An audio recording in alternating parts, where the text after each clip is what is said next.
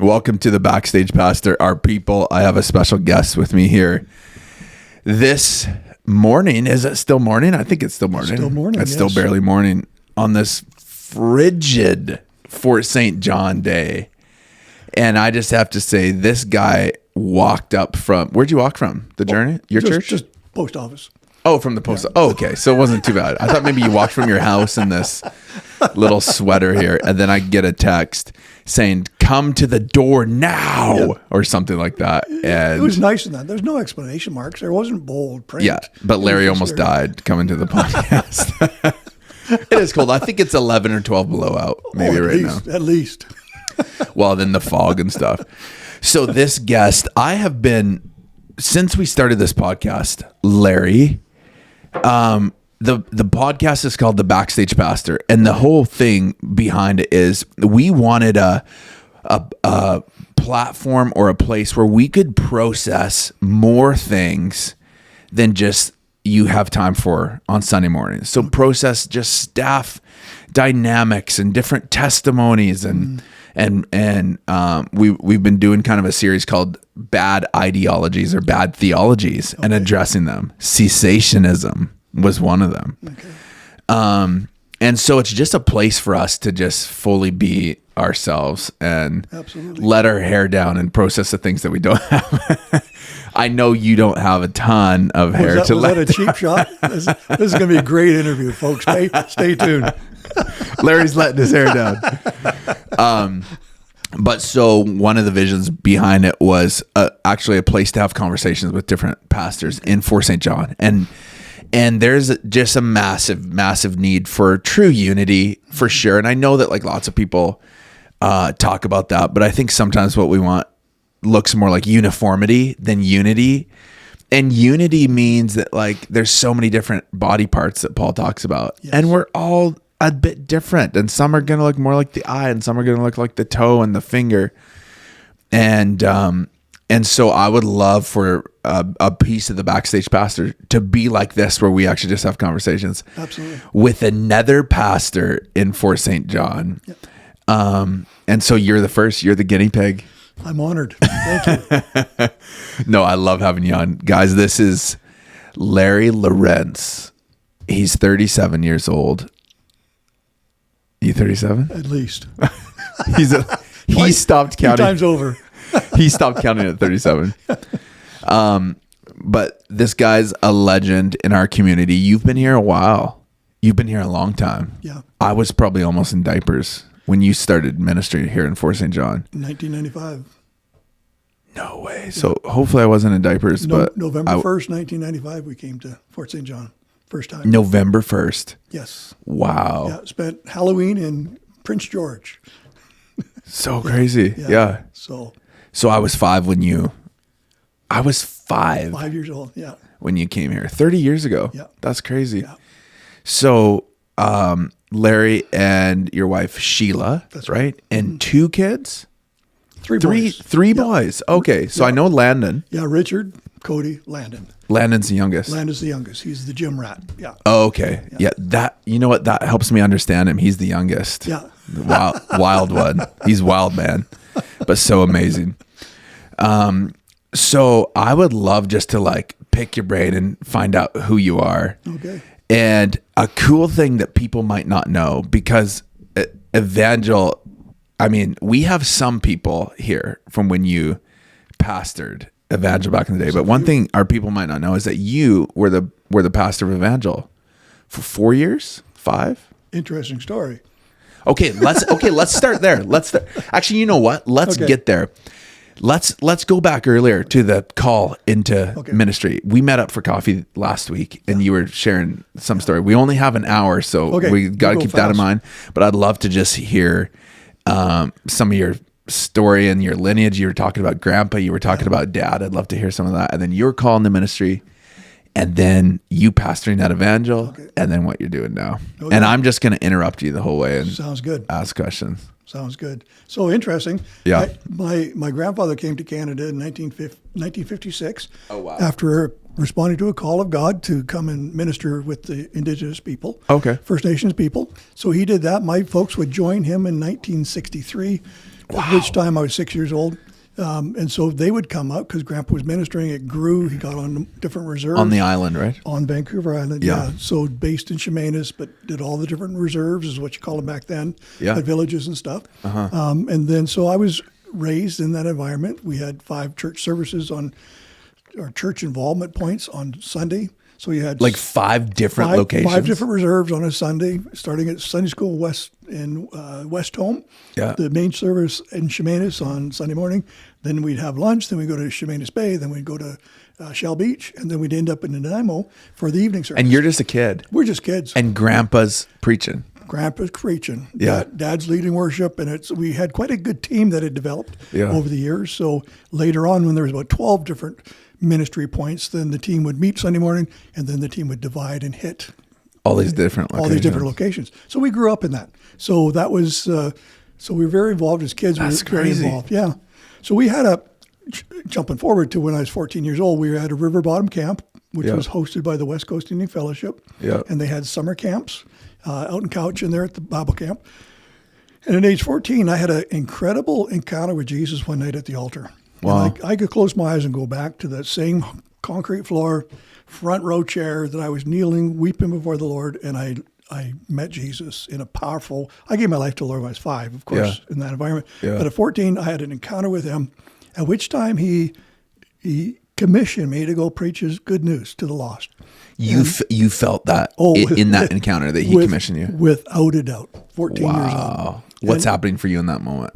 You're like crying, you're weeping. I'm just joy. weeping before the Lord, and it's just, you're caught up, eh? Like you're just caught up. You're totally oblivious to everybody else around you, which is really phenomenal because it was a youth camp. So, of course, you're usually preoccupied with the other young people around you. Oh, yeah. But there was a real move of God there. Right. And so I still remember coming back. Again, we won't go through all the details, but I came back, and my grandfather was my pastor. Yeah. And I remember telling Grandpa, because I was at camp, and then that Friday of camp, I turned 15. So I came back, and I told Grandpa, I said, Grandpa, I had an encounter with Jesus, and I'm going to be a preacher. I'm going to be a preacher. Whoa. And he said, that's, he just was overwhelmed with joy. Yeah. And so 2 Sundays later, I was preaching my first sermon.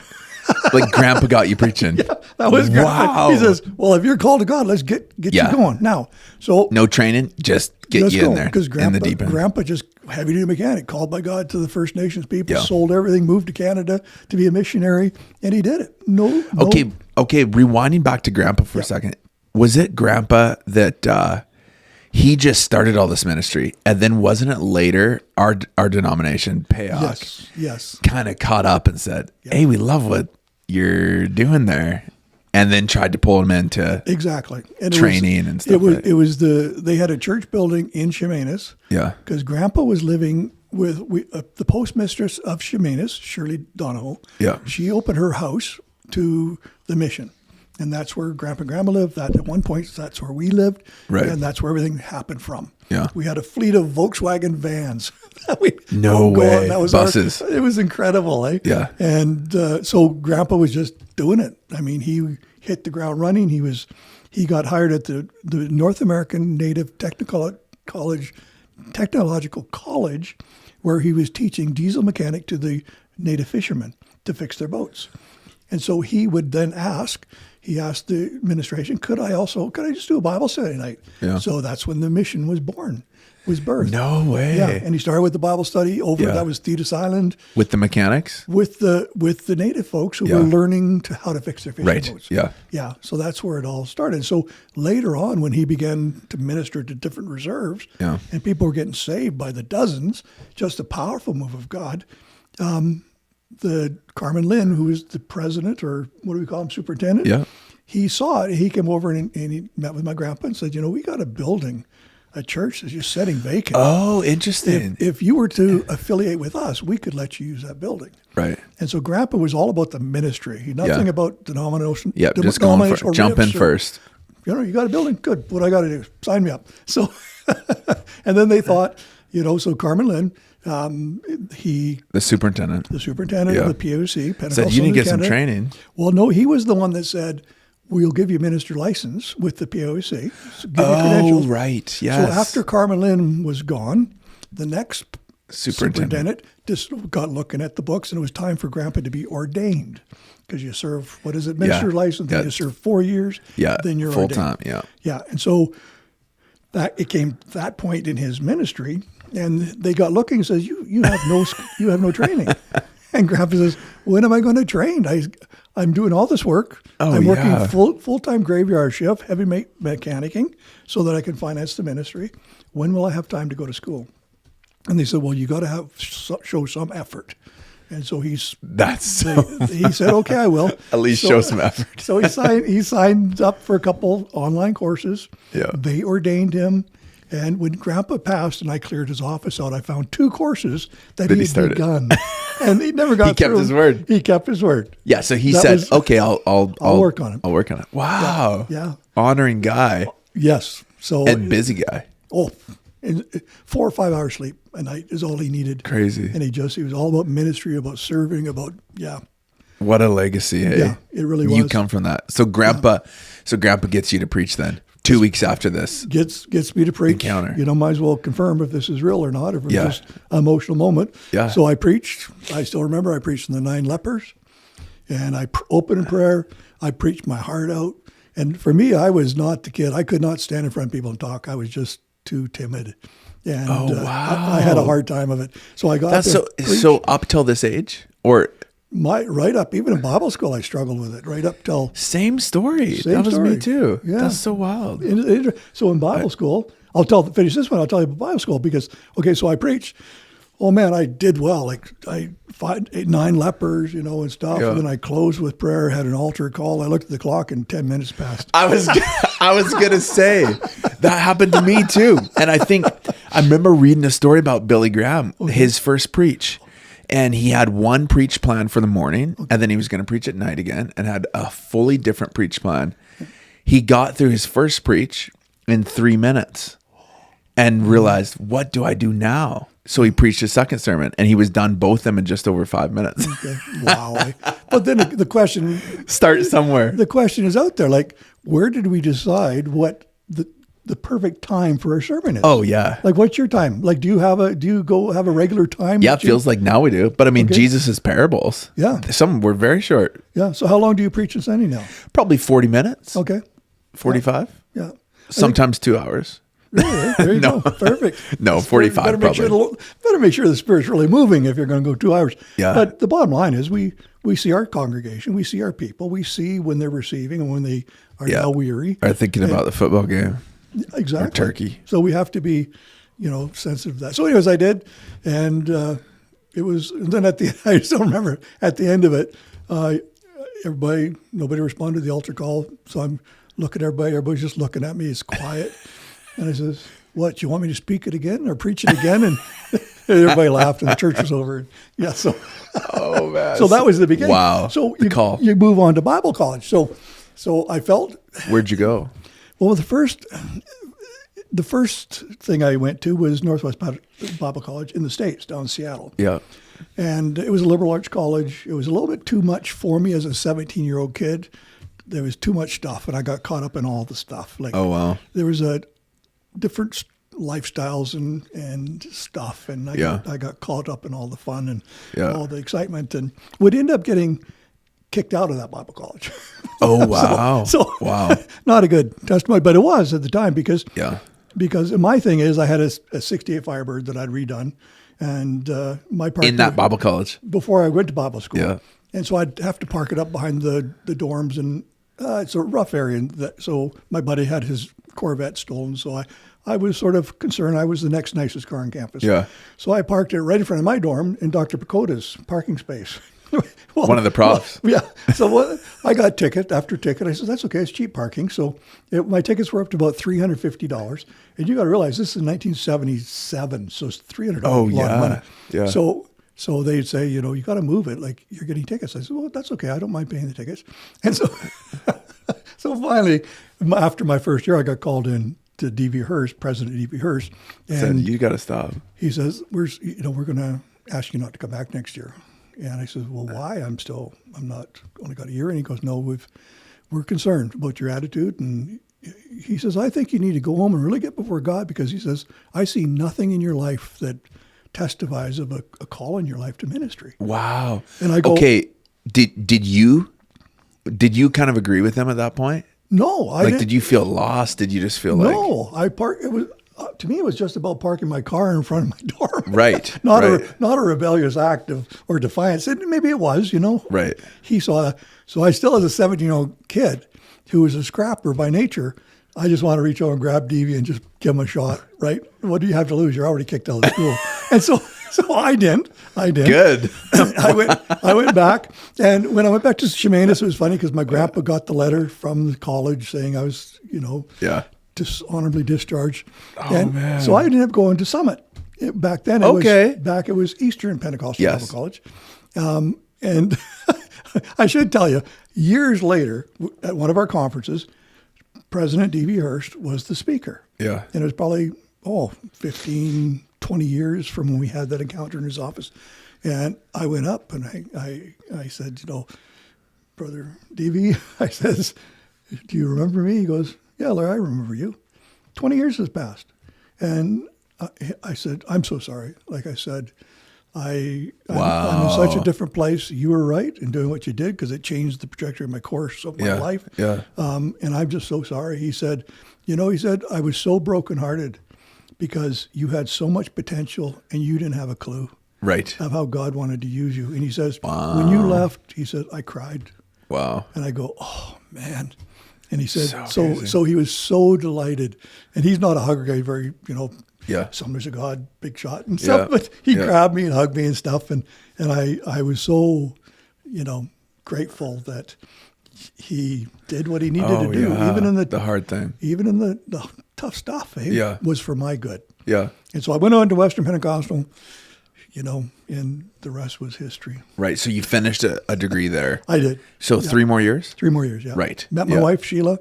In school there? In school. Oh, okay. She was transferring over from Eastern Pentecostal Bible College.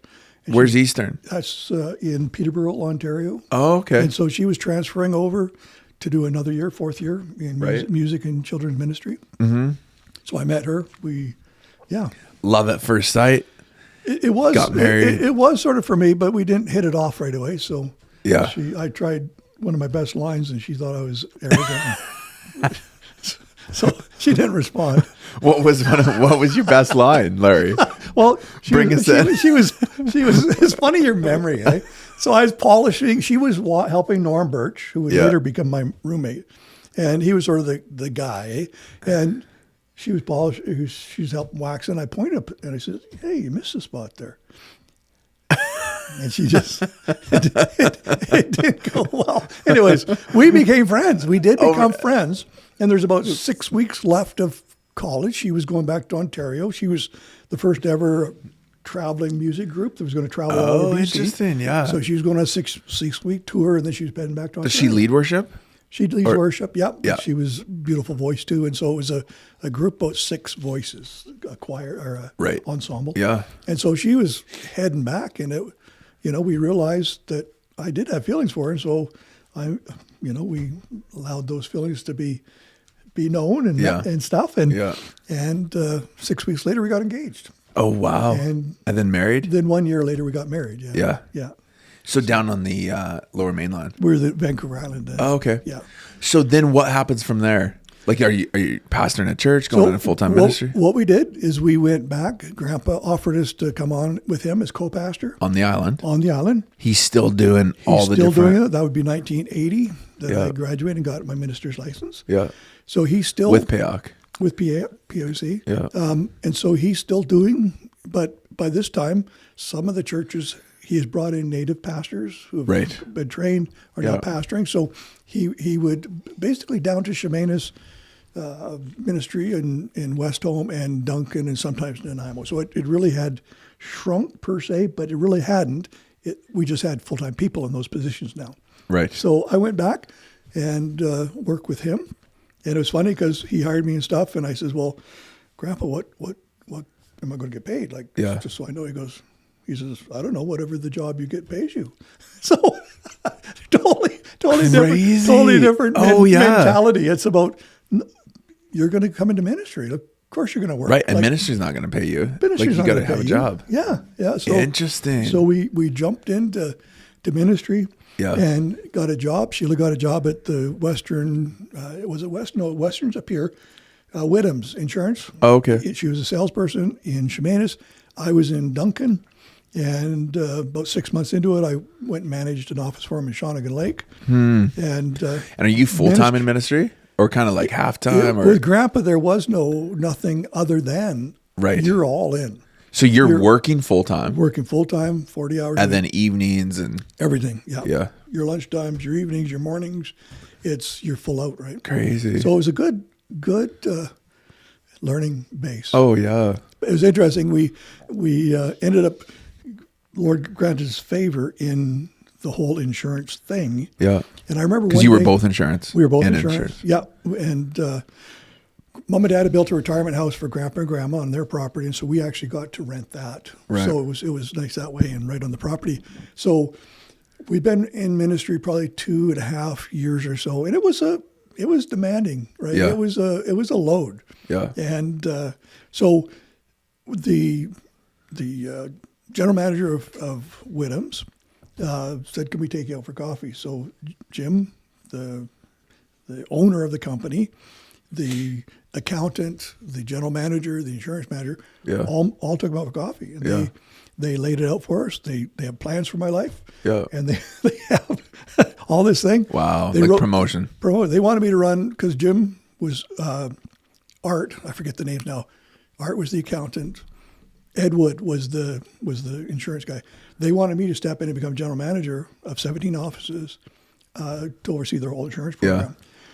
So I was young, like I was 24 maybe, and so they wanted to groom me for the next 2 years, and I'd take it over. And they wrote a number on a piece of paper of what my salary would be, and I just go, oh man, right? Like, so tempted. So I said, you know what, guys, can I just pray about it? Yeah. I said, and then but they honored that. I says, give me the weekend to just pray about it, because I said we don't make any decision without praying about it. And I said, did you have your boys at this point? No kids. Yet. No, just me and Sheila. So I said, but the stipulation they came up with is, if we give you this promotion, you will not be able to pastor.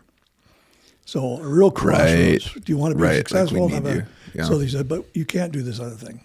Wow. And I said, well, the other thing's what I do. Like, that's who I am. Yeah. And so they gave me the weekend.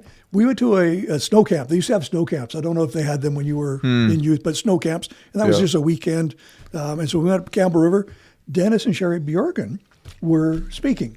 They were the youth speakers. Interesting. And so we went out to Chinese food with them. Yeah. And they said, Larry, what are you doing? We need an associate, somebody to major with the youth and stuff. And would you be interested? Yeah. And I go, wow, this is incredible.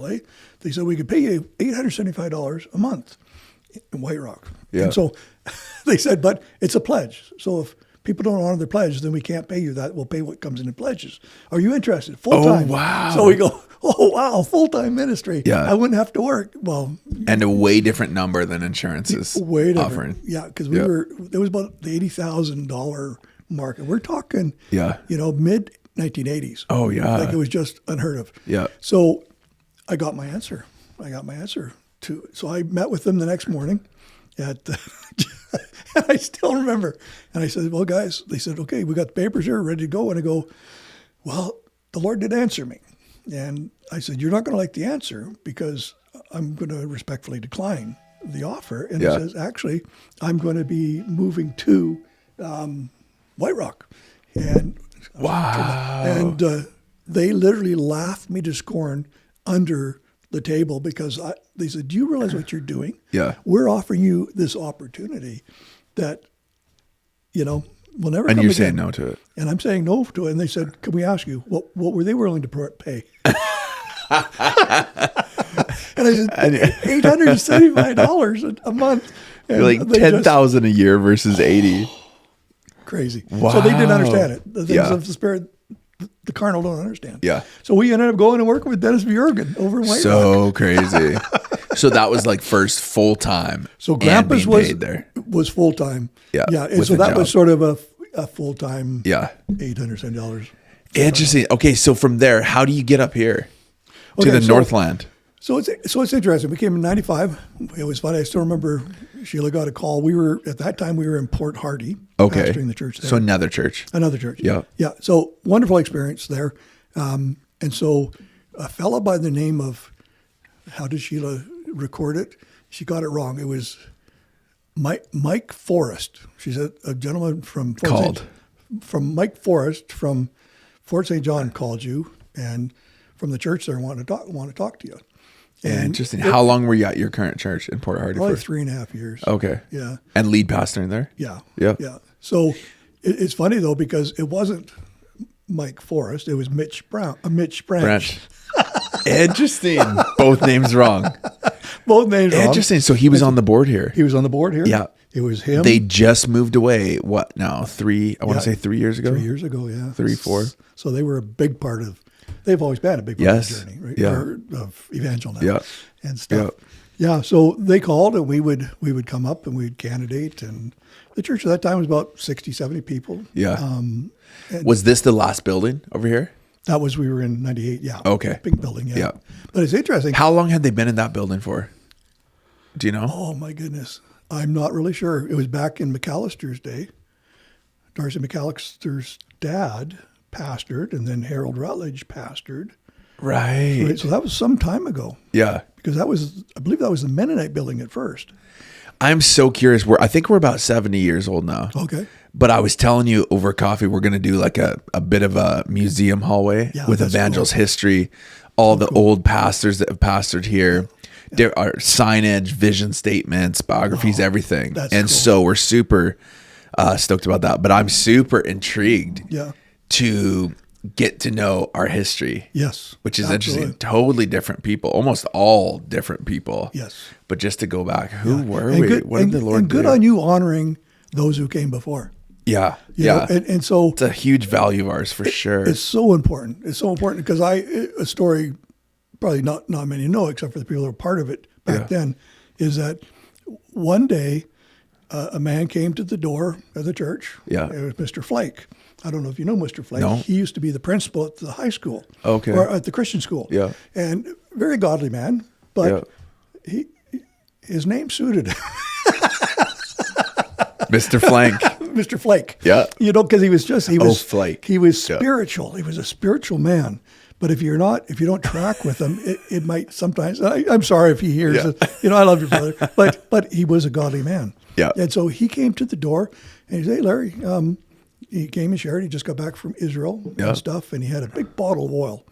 And he says, the Lord put on my heart to go around to the churches of Fort St. John with this oil that I brought from Israel, and have the pastors anoint the door pads of their church. Yeah. Like the stoop or the the landing outside the door. And so I says, well, that's really cool. A little different, but okay. Yeah, yeah. He said, I really feel compelled. He said, I came to you first. Yeah. Would you be willing to do that? So I says, yeah, I will. And so I grabbed the bottle. It was a big, Really? Flown back from Israel? flown back from Israel. It was like a 26 or whatever, big bottle. And so he didn't give me any instruction. So I took the bottle. Dumped it all out. I poured it all out. Expensive oil. Dumped the whole thing. No, this sounds like a Bible story. Yeah. And tears came to his eyes. And I says, Wow. pretty powerful, eh? And he goes, no, you don't understand. He says, the Lord told me ahead of time that the portion to which the pastor pours it out will be the portion that God's blessing will rest on this place. Whoa. So some of the... I have never heard that before. No. And so the blessing of Evangel over the years and continuing under your ministry, I think it still goes back to the Lord honoring something that Mr. Flake had the stones enough to come and say, do this. And we emptied the whole bottle. And he says, the Lord has said that in proportion to what the pastors would pour out, that will be the extent of my blessing upon the church. And so that becomes generational, eh? Oh, yeah. And it is. Yeah. Yeah, for sure. Like God is the God of generations, Abraham, Isaac, and Jacob. Amen. And it's like, So we man, should probably what go a there cool and legacy. we should dig up the front step there one day and bring it over here and put as it in part our of your museum. wall. those are the kind of things I'm looking for. Yeah. Like, I don't know how we get that in our Yeah, museum. it'd be interesting to find if Mr. Flake's still around. I don't know. He doesn't live Is there in a town. picture of like you pouring it out or something? No, because it was sort of because honestly. Does he have like the container still? I doubt it because we're talking years ago, eh? Could you reach out to him and ask him? I'll see if Mr. Flake's around. That would Ask be him such a cool if he thing to kept that get in bottle. there. Yeah. Yeah. Wow. Yeah. I've never heard that before. I don't think I've shared that. What- Other with the people at the time that it happened, eh? What year was that? Well, we came in 95. And so, so probably Right after. it was the first stint I was here. So it'd be between 95 and 2000. Why did you pour it all out? Were you just thinking that's what he wanted? I just felt compelled Just to do do it. it. Just do it. Like, Crazy. if this is about God's blessing, why not? Yeah. Right? Yeah. So going back to the big, where we ended up, we came. Yeah. Cool thing about coming 95. in 95, November 1st. Prior to coming to Fort St. John, I'd struggled for 7 years with extreme migraine headaches. Oh, wow. Yeah, it was chronic. I came down with it, and funny thing about migraines, they can't really discern or they can't tell the source of. They just so they treat you for pain. Yeah. So they had chronic acute migraines, cluster migraines, and so I'd be preaching and actually go black, eh? And so I'd hold the pulpit and have a spiritual moment. And so a good friend of mine, older guy, says, just start writing your sermon out. And when you feel you're going to, put your finger on where you are, close your eyes, sit there for a while. Everybody thinks you're having a God moment, and then come back and you know where you are. Wow, this would happen in preaching. And that would, because again, you're preaching and your adrenaline's going and all that stuff. And so that went on. And so I went to the first doctor, and he put me on Valium. And I said, what's this? And he said, Valium, you're pastor, stress. And I go, no, you haven't even taken my blood pressure for crying out loud. And so I called my friend, Doc Roberts, who was my golfing buddy. Yeah. And he had me in to the top neurologist, Brian Nestler, right away and stuff. And right away getting help. But it was a 7-year journey of fighting with migraines. During that time, we had 3 kids. Yeah. We were pastoring, we were working, all those things. Yeah. So and the Lord was faithful. And I had all sorts of people meaning well and all sorts of shit. Crazy. So I just had resolved myself. I had my supply of T3s and 222s and self-medicate. And so when I drove into Fort St. John on November 1st, that's why to preach the call or to move? To move. Did you preach the call before that? Yeah. Okay. About a month before. So you flew up, preached the call. No, we borrowed Mom and Dad's motorhome and drove up 24-foot Class C motorhome with the 3 boys who were little, right? Yeah. And so, stayed in the Shores front yard, and it was great fun. So then you preached, and then they voted? They voted. Got right after? 100%. Got 100%. Wow. Look at you. I tell you. Crazy. But the verse says, beware when all men speak well of you. Yeah. Right? So, so as we drove into Fort St. John, and I was driving the yellow Toyota L van. Yeah, moving in here. Right, and then we had the moving truck and everything else. And as I hit that sign, something happened to me. And the welcome to Fort St. John. Yeah. And all of a sudden, my head and clarity for the first time in 7 years. And I've never No way. I've never had a migraine since. Have you shared this story? Oh yeah. Yeah. Like with your church? Yeah. Yeah. Because it's such a powerful thing where I went through top doctors and it was amazing. The money spent and the specialists, everything else. For 7 years. But 7 years. Here. But I drove into town. And so that was just further confirmation that this is where we're to be.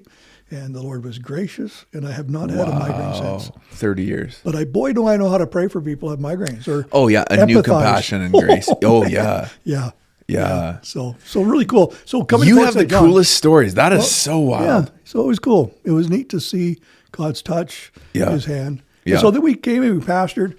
We had some wonderful people. The church had gone through some challenges. The Lord had healed and restored relationships. And the church grew, like the Branches and the Keens and the Willies and the Taceys and, Macaulay's. And there was just so many good, because under Brian Chambers, he's another pastor. Was he right before you?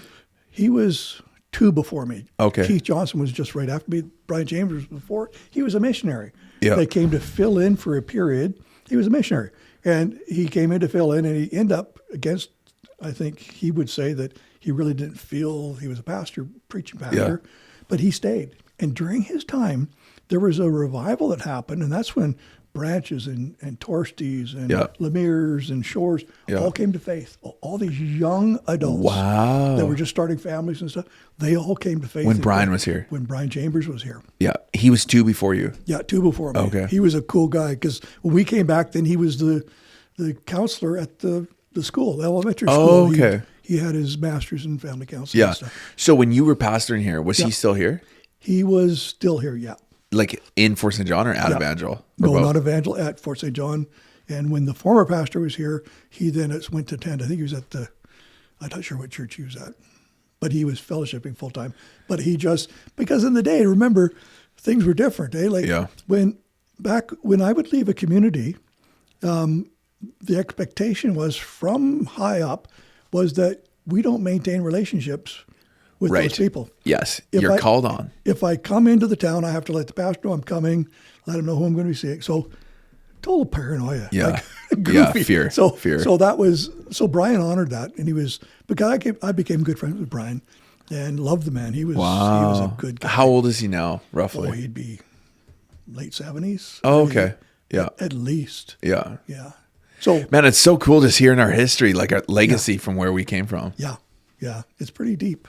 So you were here how long? What happened? Because this is kind of a cool story, where an obedient story that didn't necessarily make sense to you. It was an odd story for sure. Yeah.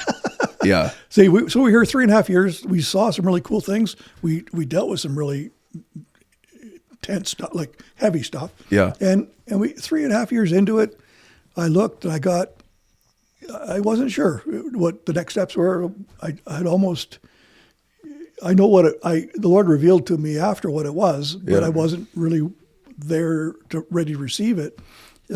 So we had a church from Saskatchewan begin to solicit us and reach out and want us to come. And I sort of knew some of the families there from other relationships and stuff. Yeah. And the cool thing is they'd raise money. They're going to build a new church. And I love building. I thought this would be so cool. Back. And so we resigned. Yeah. Okay, slow down this part of the story because I've heard it before from you. Yeah. The obedience part and how difficult, and you move the whole family there, and the turnaround and everything. I want to hear all that. The obedience part probably came, I don't know if I was being obedient in the leaving. Right, you got excited. This is a fun thing. This is a fun thing. Yeah. We've done it here. We've put a lot of blood, sweat, and tears in here. Yeah. Let's the next thing. And so right. So I went. We were there 2 weeks. To Saskatchewan. We were there, preached 2 Sundays. We had the superintendent come and ordain, or in what do you call it, the induction? Yeah. And stuff. And between Sheila and myself, we started just getting, the Holy Spirit fell on us heavy, and we started going, we're not supposed to be here. Whoa. We're not supposed to be here. And just, it got so heavy, especially in Sheila. She's just such a godly woman, and she was just like travailing almost, like just, oof. It was heavy. Crazy. So we prayed. And so I phoned the superintendent and says, you're not going to believe this, but we're going to give her a resignation. And was it the superintendent that reached out to you? To go over there? No, it was... Okay, he just showed up for the... That's what they do, yeah. They do the induction and stuff. So, he was going, wow, this is odd. This is, we really want you to stay in Saskatchewan and stuff. And I said, no, we need to go back. So that I made that call on a Sunday. And then that afternoon, I got a call. This is 2 weeks in over there. We were 2 weeks in, yeah. Oh, man. So and you're probably dealing with like shame and guilt and like, God, did I make the wrong decision? But like, I was more worried about, it was my family. I always boasted. Like I always said, you can say anything to me. I don't care. Yeah. You won't affect me. But if you want to get my attention, do something to my kids or do something to my wife. Right. And he says, then you'll see how protective I am. Yeah. Little did I realize that the Lord's Spirit came so heavy on Sheila, and it just in such a powerful way, like she was messed, eh? Wow. And I'm going, Lord, like, okay, you got my attention. What now, eh? Yeah. And so anyways, the same day we told the superintendent, we hadn't told the church yet, we told the superintendent, I got a call from Fort St. John, and the fellow we'd sold our house to He was waiting to sell his house in Kamloops. It hadn't gone through yet. It hadn't gone through yet, but he was renting it until it sold. Yeah. And that same Sunday afternoon, he goes, Larry, I got some bad news. I'm moving back to Kamloops. What do we do with the house? And I go, cool. We're coming home. Confirmation. So we came right back home. Same house. Same house. No, I can't even imagine that. Yeah, so it was quite bizarre. And then Sheila, she made a call to Western, and they said, yeah, we haven't even touched Which is your where desk. she was working. Yeah. And they said, your desk is still there. You come right. So she stepped right in. People didn't even know we'd left. Oh, yeah. In the workplace, eh? So yeah. That's like a little short average vacation.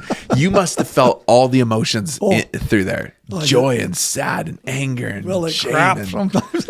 Yeah. Like you're just going, what do you do? And like when you have family and a wife and responsibility, it's not just you. Right. But you have to be obedient. You got to be obedient. Like, so what are you doing, I went to the board. I told them, the Lord told me to pay them back everything they'd spent in getting you there. To move you over there. And so he paid back everything that it cost them. And so we loaded up and we came home.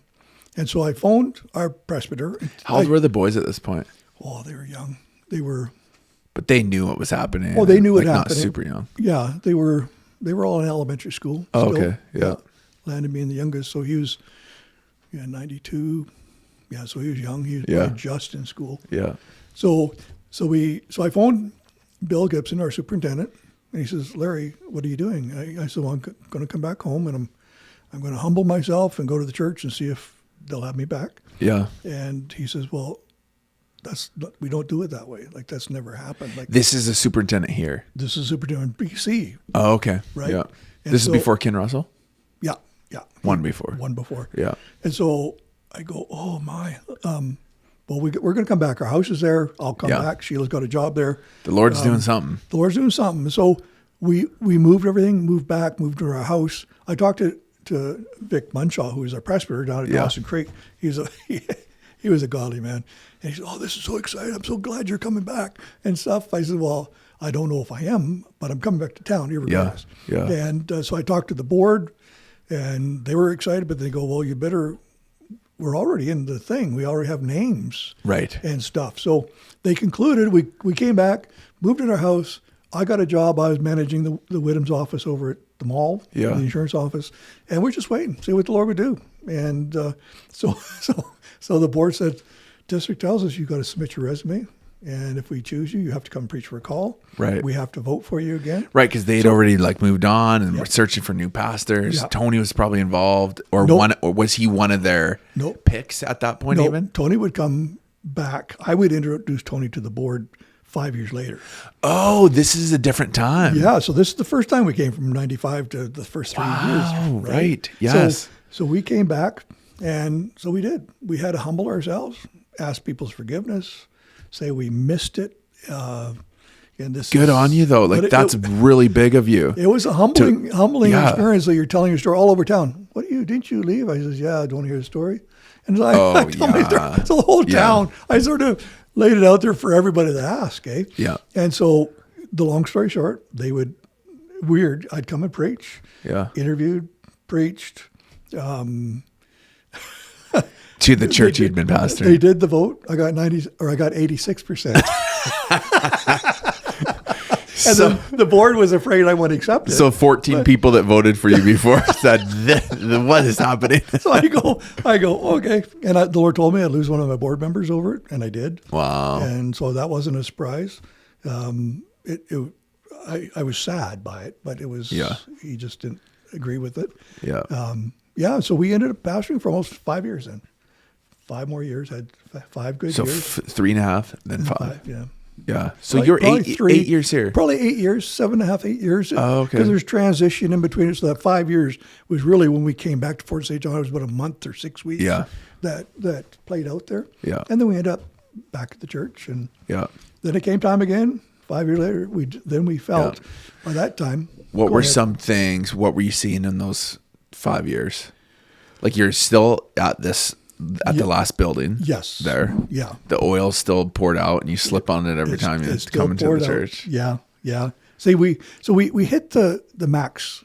The balcony was full. The church balcony was full. Downstairs was full. I think the Russians are there now. Russians or Yeah, Germans? the Germans. Maybe Germans. Yeah, the Germans have taken over. And a full rental, by the way. Yes. We just had somebody come to one of our prayer summits who goes there. Okay. Showed me pictures, all redone. Yeah. Our cleaning lady that cleans our house, she goes there. Oh, her and her okay. family. Yeah. Yeah. So it's good. It's a good thing. Yeah. But we were full. I'm not a 2-service guy.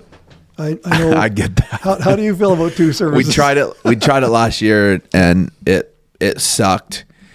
I thought we grew probably like 5 to 10% last year. I thought it was going to be like 20 to 30, and we would need to like, one service was very full, and it felt like we just need to make room specifically for our parking too, chairs and parking. Absolutely. But then also we just realized on top of all that, our staff are young and we all have very young kids, and people don't need me to preach on a healthy marriage. They need me to have a healthy marriage. Yeah.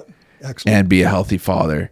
And so we just realized we just can't at this age. And so for now, went back to one service. Good. And it's packed. It just feels way better than 2 services. And it's not 9 hours of our little toddlers being at church and everything. It feels so much more holistic. Yeah. Well, you're a personal hands-on guy too. So did you feel at all that you were losing that personal touch? Oh yeah, and people coming to the first service and second service and not necessarily being able to see each other. Yeah. Don't like it. I've told people, apart from like a hand writing on the wall, like with Daniel, Shadrach, Meshach, and Abednego, we will do anything to stay away from there. So we've put out extra chairs. We have our garage doors that eventually maybe those have to open and we fill the lobby or whatever. Who knows? Yeah, excellent. But it just doesn't. And then you preach the same sermon and same worship song. It just feels not natural. Almost orchestrated sometimes. Yeah. Nah. Yeah. That's good though. Is anybody complaining it's so full? Yep. Not from our people though. Okay. From new people. Like we have people that come in, see how full it is, turn around. Okay. Especially in worship. It just like everyone's standing, you can't see anything. And see, that's the phenomenon we found at the journey. We're full. We need a bigger place. However, which this is your third building, right? Yeah. As a journey. Third building. Nobody's complaining yet. And we're sitting on each other, top of each other. And we got more chairs than every Sunday we had. At one point we had the fire marshal sitting outside the church. Oh, wow. He'd say, how many? Because I don't count people. Yeah. So I can legitimately say when they ask, I don't know. How many people? Yeah. It's full. Like, we've got 225 chairs and they're all taken. But, I don't know. Yeah. But we had them for about a month there. Out there doing, I'm sure they were counting. I don't maybe. Not, oh yeah. But I'm going, oh my. Okay, go at the back door. Go at the But so we did back to our good story. problems. 5. So we would about 5 years longer, and we saw, because the Lord broke me, it introduced a whole new phase of brokenness within the body of Christ. Isn't that so true? Where there was a vulnerability and transparency, and I just let it all hang out. Yeah. And it was really authentic. It was it was good. Yeah. It was good. Yeah. That's interesting how he does that, eh? Like it prepares you for something, takes you through something to bring people through. Exactly.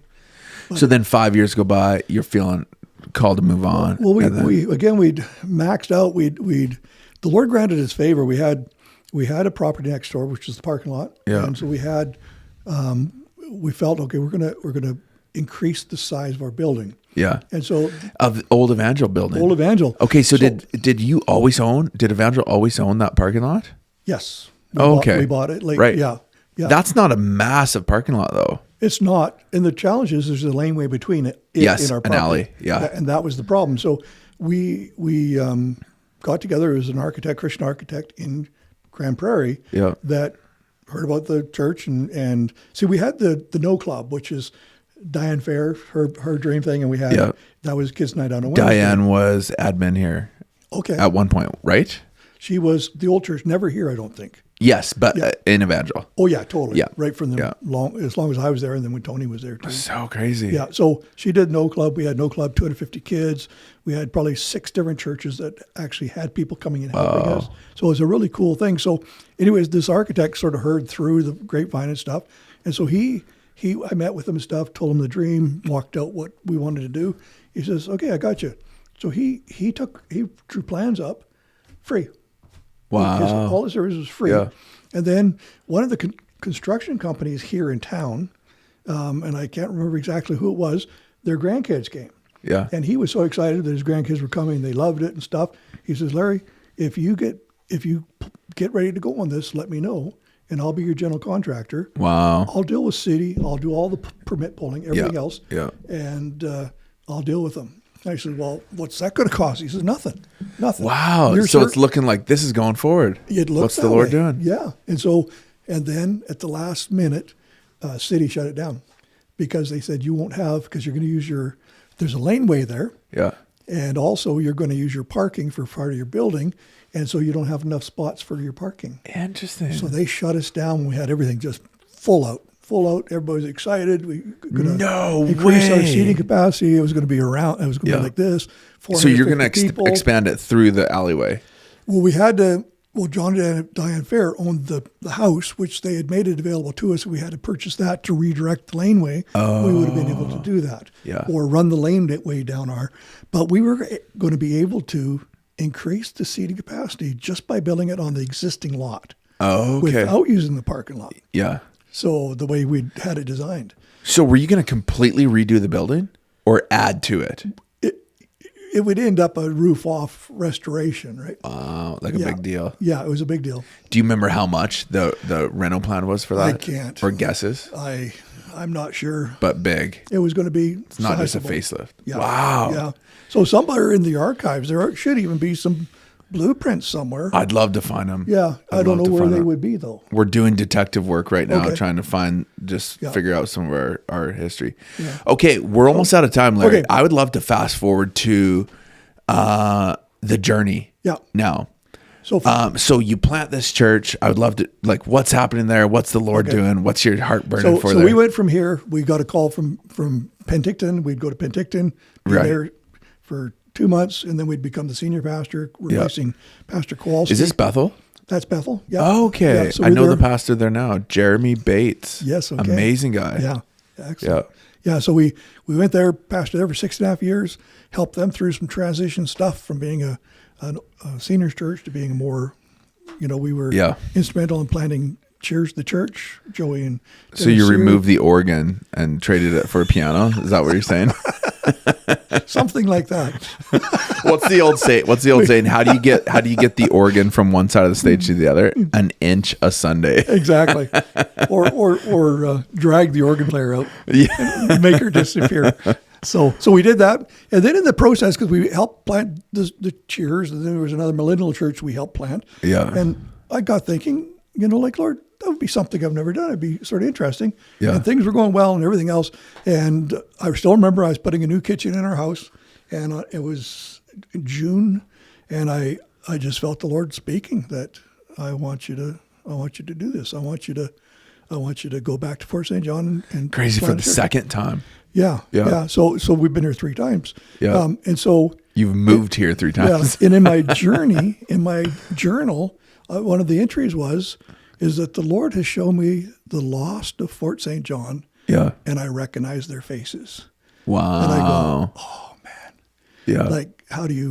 What do you do with that? Yeah. Rather than respond, right? Oh, And so that's when we came back with the heart for the lost. Yeah. The gospel of Jesus and yeah, wanting to make a difference, not complicate anybody's life or anything, but we had to do it. And so we came back, we moved back, I phoned the district superintendent, Dave Wells, and I said, Dave, the Lord's put in my heart to plant a church. He said, oh, you're going to do another one? I go, well, this time I'm going to do it, me and Sheila, and we're going to go back to Fort St. John. He goes, Larry, what in the world is wrong with you? Why can't you just settle down? Was it him the first time? Was he the superintendent the first time that you moved back? No. It was the guy before him. Yeah. Oh, okay. But for this one, because in the church planning, he says, Larry, don't you realize you're in Penticton?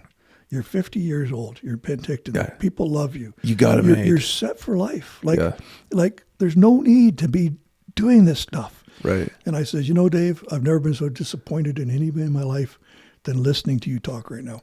Wow. And then he starts laughing. Yeah. Because he was pulling my leg. He was baiting me. Yeah. He goes, I'm so respectful that you would do that. Yeah. And want to pull the plug and go start from scratch. And Yeah. So it was cool. But he had me going. He had me right on the limb and stuff. So we let the church know that we were going to be. And it was sorrowful. It was sad. Like the good people, like you love people. Yeah. You know that when you're pastoring, you really come to love the people, right? And friendships. Yeah. So we packed everything up, and by that time, Cody, my middle son, and Richard had graduated. Yeah. So Landon was the only one left to do grade 12, and so we had to move up here August 2008. So Landon could be in school. Interesting. That's the year I came. Okay. Interesting. Okay. Yeah. And so we attended Evangel for 1 year. Yeah. Our first service was September 2009. Yeah. With a plan to plant. We came up with the plan to plant. Yeah. Church for the Lost. Yeah. And so we met with people, we had Bible studies, but we attended Evangel for 1 year during that time. Yeah. Because we believed in Tony's here at this point now. Yeah. Yeah. Yeah. Because he came after I did. Yeah. Yeah. And so he's here, and here we go. And then so you launch The Journey. We launched The Journey. Why the name The Journey? Because it really does identify for us what this life with Christ is all about. It's a journey. Yeah. And sometimes you look at mature Christians and they figure they've arrived. Yeah. There's nothing left to do. We've tracked well, and here we are. Yeah. No, life is a journey from birth to death. Yeah. And every day is ordered by the Lord. Every day has purpose and intention, that we are to seize and make the most of it, make it count for Jesus. And so for that, and then it just resonated with me that it's a journey. Yeah. It's just a journey. That's so cool. And so that's what we decided to call it. And wow. That is so cool. Well, I've heard Evangel, we call it glory gossip. We don't gossip, but we glory gossip. In other words, only talk good behind people's back. Yeah. But I've heard glory gossip about The Journey. Yes. And one of the things I consistently hear is it's such a family environment. Yeah. Like you are such a shepherd. Like just being around you and having coffee with you and just talking with you here now. Like I just get I feel shepherded. And can see that you genuinely care about people and love people. And so I've heard that about The Journey too. I've never been, maybe one day. Yeah, there you go. The power went out one day like a year and a half ago. Yeah. And so we moved our service to the evening. And so we went to another church. We went up to the MB, and it was so cool just seeing what other, because we never get to. Yes. We're always so busy on Sunday morning. Yeah. I'd love to pop in there at some point. But I hear you can't get in without getting 10 hugs. Yeah. That's so cool. That's us. It's sort of cool because in the early days when we were just 60, 70 people, we didn't have Sunday services during the summertime. Oh, interesting. Up here, people like camping and it's a short season. So we just released people. So we had Wednesday night and a pot blessing dinner and a service. For summertime. Yeah. And so it was cool that during those times we saw the most growth and the most good family and share a meal together. It was it's so important. Yeah. Very important. So last question. Okay. What would you love to see in Fort St. John? Like what is your heart burning for? Larry, like what if you were I think of this story where Jesus comes to the man at the pool of Bethesda, and it's pretty obvious, like he can't walk. You would think like Jesus would know, like, oh, this is what you want. But he still says, what is it you want? Yeah. And so maybe I'm just picturing that question like the Lord coming to Larry Lorentz, pastor of The Journey with your wife. Yeah. What is it you want, Larry? Like, what would you love to see in Fort St. John? What's your heart burning for? The privilege to lead one more person to the Lord. Wow. But like my passion, my heart is, I really am still looking to the Lord for, and I don't even use the word revival or outpour, anything like that. I just want God to make himself known. Yeah. And genuine conversions, people coming to faith in Christ Jesus. Yeah. Back to what I said about my journal entry, the Lord showed me the lost of Fort St. John, and I recognize their faces. And so, wow. And success as a pastor, that's a whole other topic. We talk about when do we feel successful, but I think success in the ministry, if we can mobilize our people, like I'm sharing my faith every day. I'm leading people to the Lord, throughout my year. Yeah. But if we could mobilize the people, I look forward to the day where the people of God get it, and we allow His Spirit to mobilize us. So good. You know, even if it's just as simple as I begin to share my faith with my neighbor. I begin to share my faith with the people I go to school with or I'm working with. And that's still, there's so many people that are scared to death to share their faith with the person they work with for 20 years or at the gym or at the swimming pool. And so my heart, what I asked Lord, let me just win one more for you. Let me be the instrument by which we mobilize the Church of Jesus Christ, and where they too are winning souls for you. Come on. I love that. And like, we can get caught up in all that. There's so much more in our walk with Christ, you know, but the essence is He came to seek and to save the lost. Yeah. And so we have to, you know, you talk about unity, it begins at the most basic levels. If we can all agree as believers in Fort St. John that the most important thing for us to do is to be winning the lost and committing to that and having a strategy that allows us to mobilize our people to do that. And I'm not, you know, the church, everybody looks to us as the church to lead the way, to come up with programs. And we're just sort of free flow over there. We go, if God's putting out something in your heart to do, find somebody else to, you know, pray with you and work with you, then come to me and tell you what you're doing. And go for it. I refuse to control things. And so same with you know, it's not about you inviting your friends to church. That's good. Church is necessary. But just start sharing your faith. We all have a testimony. We all have something that we can share, and words of encouragement we can give. And that's my heart, Lord. Just help us mobilize our people and be the encouragement they need to take the step. Oh, yeah. You know? Yeah, because there's you sharing your faith, and then imagine times 250 people. And the believers in Fort St. John, if we're all blooming where we're planted. Because they know people I don't know. They have family members I don't know. They will rub shoulders with people I'll never rub shoulders with. But the Lord has strategically placed all of us in Fort St. John because, you know, to reach Fort St. John. And we need the Lord set us, you know, walking in that direction. Love that. That's my heart. Love that so much, Larry. This is Larry Lorentz, pastor of The Journey, and I just want to bless you guys over there, and may you just see so much more fruit over there. Salvations and baptisms and miracles and sanctification, people becoming more like Jesus. I just bless you guys. Thank you so much, Jim. Thanks for coming on the podcast. My pleasure. Thank you for having me. We'll see you guys next week.